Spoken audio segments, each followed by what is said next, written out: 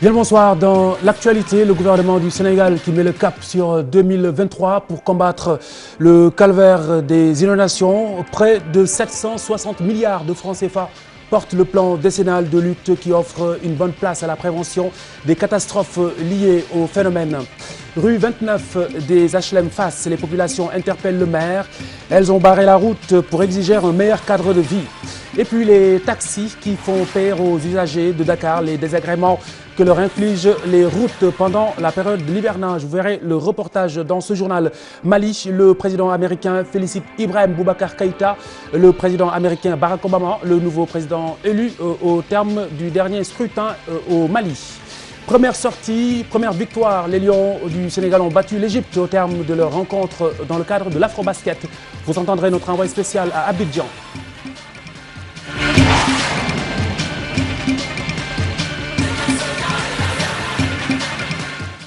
Près de 760 milliards de francs CFA pour mettre fin au calvaire des inondations. Le plan décennal de lutte est lancé. Cap 2023, le ministre de l'Intérieur a accueilli des collègues concernés ce matin autour de la problématique des inondations au Sénégal. L'État va mobiliser par ailleurs 650 sapeurs-pompiers, près de 500 motopompes. Mission, prévenir les catastrophes causées de près ou de loin par les eaux. C'est un compte-rendu de Atanarba et Pape Demba Sissoko. Un plan décennal de lutte contre les inondations est mis sur pied par le gouvernement du Sénégal. Son budget d'investissement s'élève à près de 760 milliards. Les ministères concernés par ce phénomène, sous l'égide du ministre de l'Intérieur, général Pathé Seck, ont tenu ce matin une réunion pour instruire le service technique compétent dans le sens d'éradiquer ce fléau d'ici les 10 prochaines années. Mais pour faire face aux problèmes de l'heure, le gouvernement du Sénégal entend mobiliser plus de 640 sapeurs-pompiers et 400 motopompes dans le but de prévenir tout dégât qui serait lié aux inondations. Aussi, toutes les stations ONAS seront-elles opérationnelles durant tout l'hivernage. Le gouvernement du Sénégal a déjà investi plus de 66 milliards de francs CFA dans le cadre d'un plan d'urgence. Une partie de cette somme d'argent a servi à la construction d'ouvrages structurants, mais aussi au recasement des sinistrés à travers des logements sociaux. Abdou Latif Coulibaly a aussi rappelé qu'en ce qui concerne les inondations, l'État ne peut être que diligent. En d'autres termes, il ne peut être lié par une obligation de résultat. Un plan décennal qui va certainement faire du bien à Médine Gounass sous les eaux. Les autorités locales affirment être confrontées à un manque de moyens financiers et à l'absence de canalisation dans cette localité. Situation qui laisse libre cours aux eaux.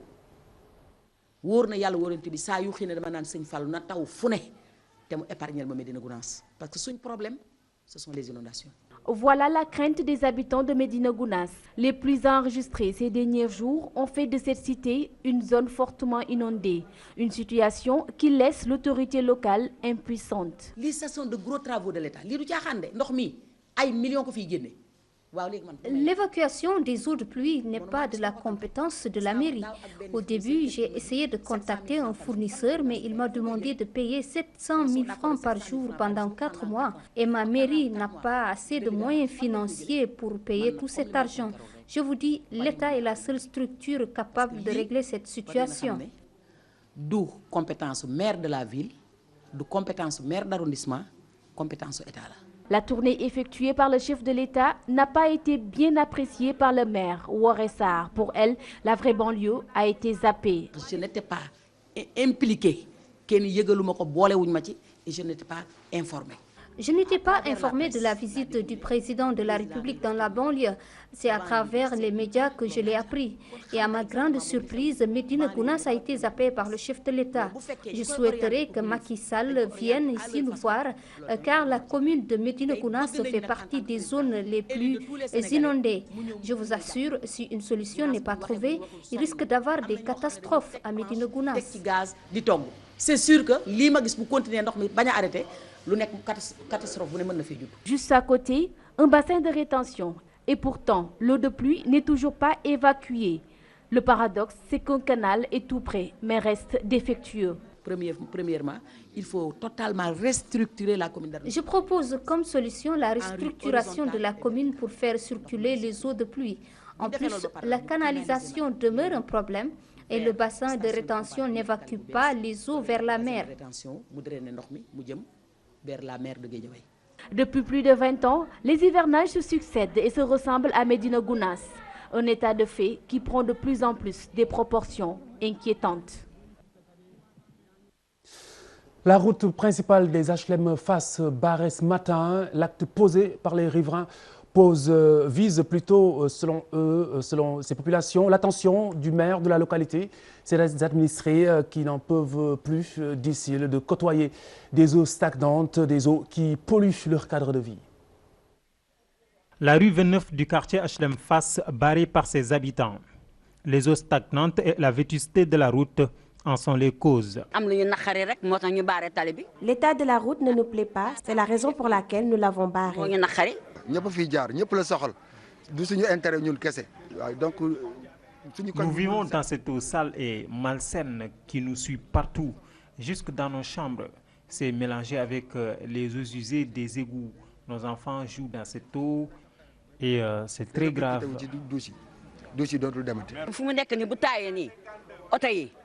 Les voitures nous lancent les eaux usées avec leurs pneus et ça, c'est invivable.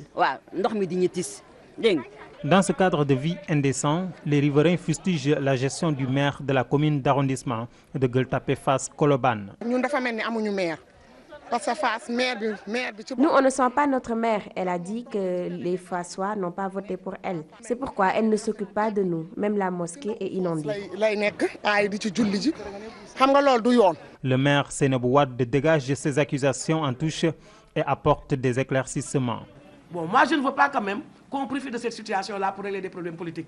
La campagne n'a pas encore commencé. Rien n'a été oublié. Je suis de la commune, je suis né dans la commune, j'ai grandi ici, donc je connais toutes les rues. Et je ne suis pas venu ici pour un quartier, je suis venu pour les 3 quartiers, pour toutes les populations. Gueule Tapée a été réfectionné parce que c'était le Pumo et c'était lent. Colobane aussi c'est la même chose. Là c'est la voirie municipale, nous avons beaucoup de ressources pour les voiries.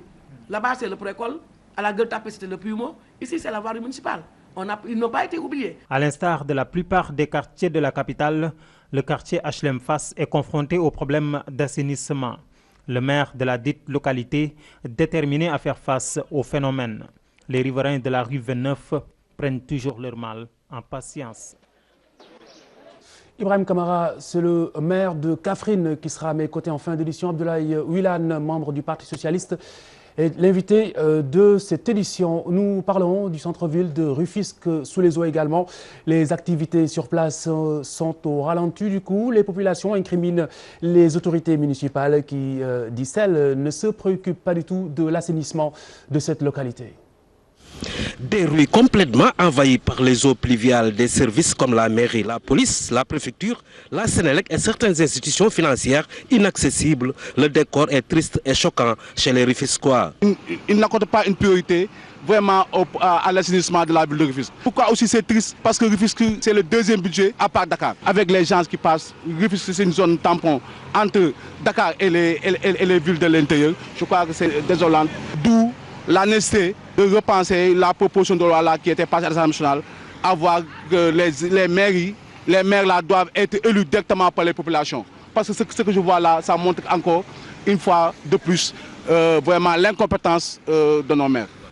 Une situation liée au défaut d'entretien du réseau d'évacuation des eaux pluviales selon certains Rufisquois. Il suffit d'une petite pluie pour que tous les bâtiments soient comme dans des îlots. Mais c'est vraiment désolant. Ce que je voudrais dire, c'est que Rufisque quand même bénéficie de canaux pour l'évacuation des eaux de pluie. Il y a 2 grands canaux qui traversent la ville. Mais le problème est que le système ne fonctionne pas à cause du défaut d'entretien du réseau. Et cela est inadmissible. Les gens n'ont pas eu, les autorités municipales, étatiques n'ont pas eu à faire comme il se doit les travaux pré-hivernaux à temps et qui fait qu'aujourd'hui toutes les populations sont dans le désarroi. Comme chaque forte pluie, le phénomène n'est pas sans conséquence avec toute l'économie qui est au ralenti dans ce centre-ville où toutes les activités sont concentrées.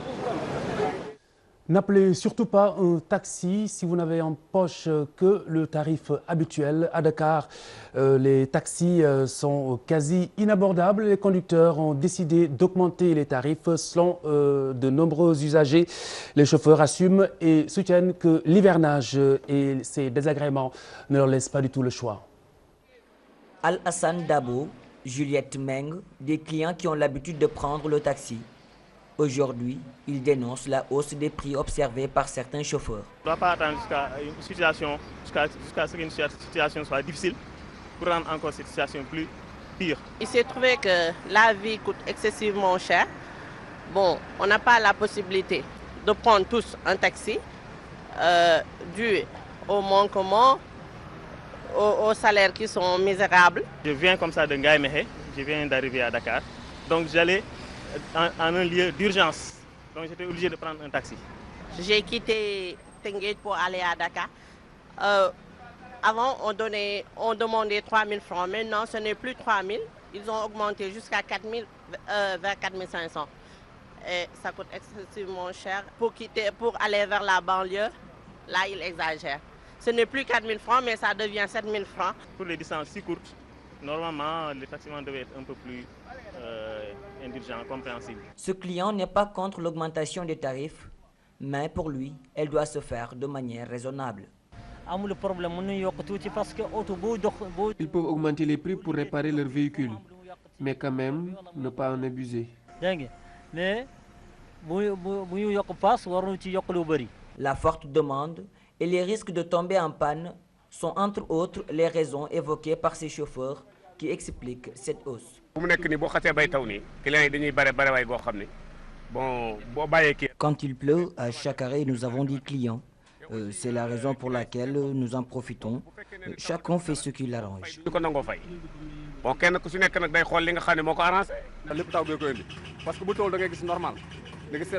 Cette hausse est due à la pluie.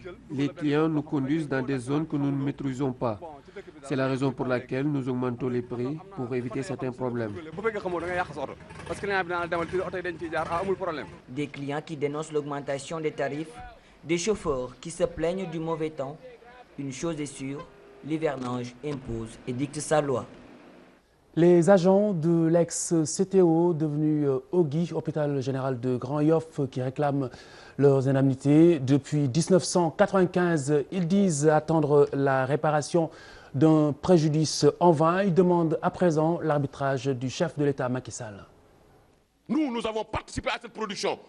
Nous avons passé 8 ans ou 7 ans de notre vie ou de notre jeunesse à produire pour la Caisse de sécurité sociale. Nous réclamons des préjudices. La Caisse de sécurité sociale a mal négocié la cession. Et pourtant, elle a vendu à 4 385 millions en omettant le personnel. Mais la présidente du tribunal du travail, qui dessaisit un juge à la veille de la délibération, c'est pour cela que je m'adresse aux juristes pour leur demander, est-ce possible de faire ces actes ignobles à des Sénégalais qui attendent que le verdict de leur procès. Et celui-là est venu dire un seul mot, c'est irrecevable. Le président de la République est interpellé parce qu'il dit que c'est le garant de la justice sociale. Pour qu'il fasse l'arbitrage, Mimi Touré doit bouger parce que c'est son département par rapport à cette présidente du tribunal du travail. Mais aussi, Racine Sy doit être interpellé par Mansour Sy, le ministre du Travail et des organisations professionnelles. On doit remettre les papiers sur la table, redire à la Caisse la vérité, montrer à ces gens-là qu'ils sont en train de bouffer l'argent du Sénégal parce que les 60 milliards appartiennent à tout le Sénégal.